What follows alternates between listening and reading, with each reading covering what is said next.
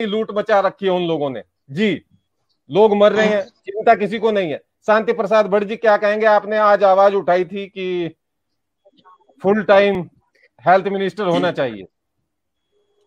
देखिए जयवीर भाई, मीडिया का जी काम है अव्यवस्थाओं को जनता के बीच में लाना, सरकार का काम है उसका संज्ञान लेना और उसमें सुधारीकरण करना।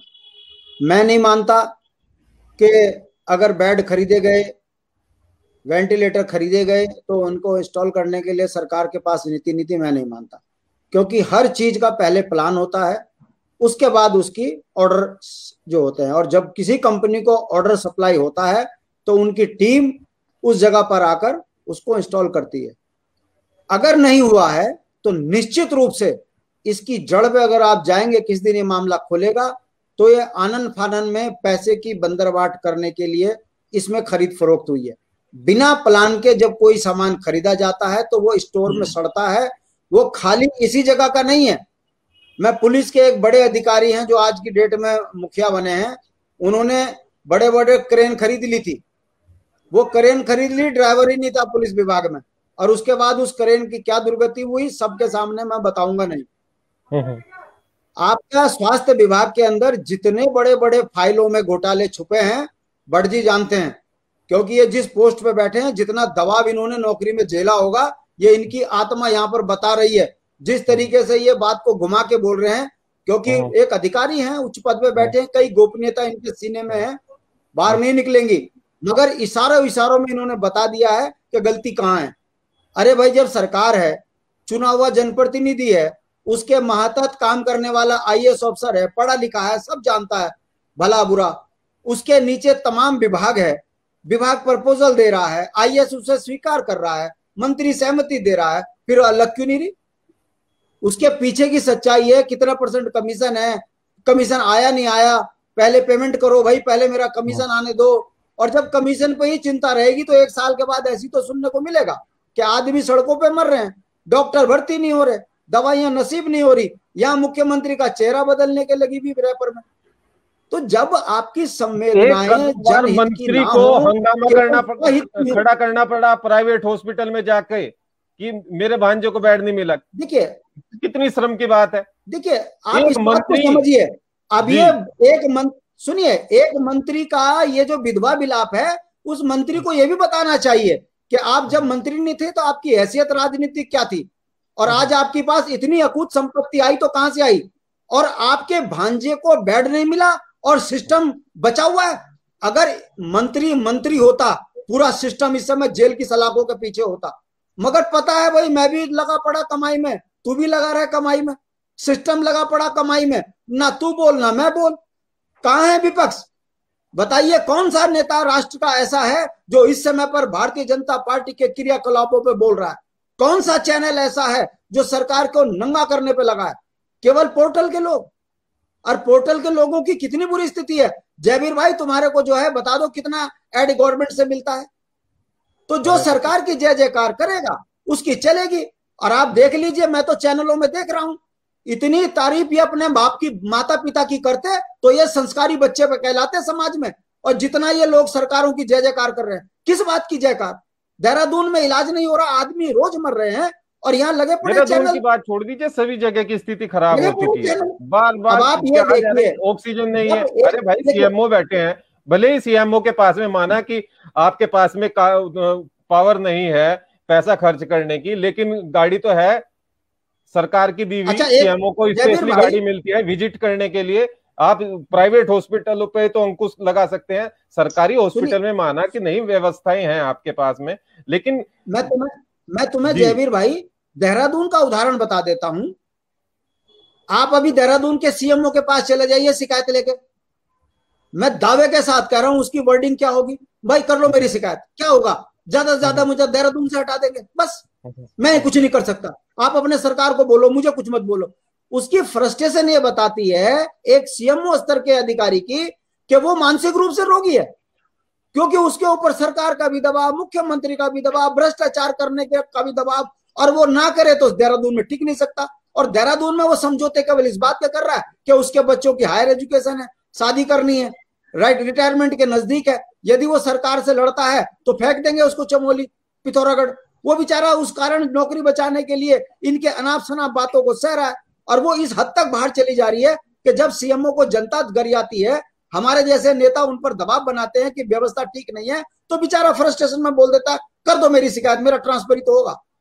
उसके बावजूद भी उस सीएमओ के मुंह से ये नहीं निकलता कि मैं व्यवस्था को सुधार दूंगा। कहां से सुधारे बेचारा, कहां से सुधारे? हम उसको कितना ही गरिया दे, हम इस व्यवस्था में जो भ्रष्टाचार है उससे ग्रस्त हैं, फिर वो चाहे अधिकारी हो चाहे वो कर्मचारी हो।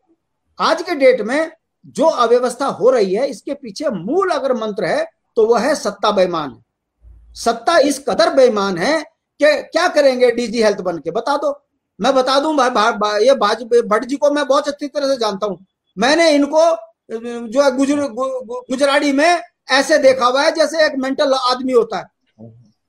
मुझे बुरा लगेगा, मेरे भाई हैं ये, लाइव पे आ जाइए। मगर इनकी स्थिति वहां मैंने देखी है कि वो जनहित के काम करें या शासन में बैठे रहे। अभी इनके मुंह से निकल चुका है कि भाई शासन में केवल मीटिंगें होती हैं।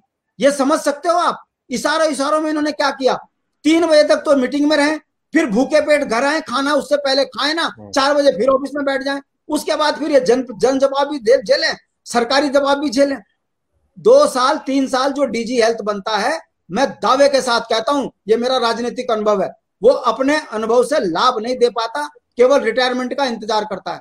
वो चाहे उप्रेती मैडम हो चाहे भट्ट जी हो, इनके मुंह से मैंने आज तक, मेरा राजनीतिक अनुभव ये कहता है कि मैंने आज तक किसी भी विभाग के हेड को ये कहते हुए नहीं सुना कि यार मैंने 3 साल में इस राज्य के अंदर ये व्यवस्था सुधारी, मुझे बड़ा सुकून है कि मैंने एंड में इस अपने राज्य की सेवा में ये लाभ दिया।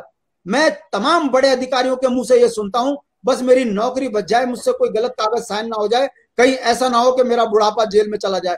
भाई समझा करो भट्ट जी, भाई मुझ पर दबाव मत बनाओ, मैं बहुत दबाव में हूं, मैं चाहता हूं, मैं कुछ कर नहीं सकता। ये इसलिए बनते हैं डीजी हेल्थ, इसलिए बनते हैं एमडी डायरेक्टर। एमडी डायरेक्टर का मतलब होता है सरकार की सेवा करना और सरकार को आईना दिखाते हुए ऐसे काम करके चले जाना जिससे समाज को लाभ मिले। मगर यहाँ तो नौकरी बचाना, जेल से बचने का चक्कर में लोग अपना जो है पूरा सामाजिक अनुभव भूल जाते हैं। मैं पूछना चाहता हूं आपके माध्यम से, इतना अच्छा इनका रिकॉर्ड रहा है सर्विस में भट्ट जी का, क्या सरकार इनको सेवा ले रही है? इनका कहीं ले रही है सेवा? हाँ, अगर ये होते बढ़िया वाले होते तो अभी ये किसी के आयोग के अध्यक्ष होते और दबा के नोट कमा रहे होते। अगर कमीशन देने वाले होते तो नहीं दे रहे, घर बैठे हुए।